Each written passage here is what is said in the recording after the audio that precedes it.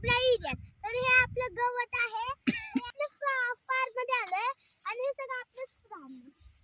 आणि हे सगळे गवत वगैरे सगळं असू शकतं, पण साप पण असू शकतं आणि ससे पण नाही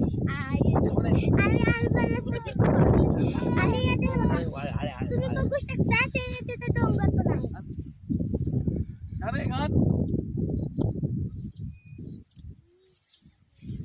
आणि तुम्हाला आवडलंय ना तर तुम्ही पूर्ण पण बघू शकता.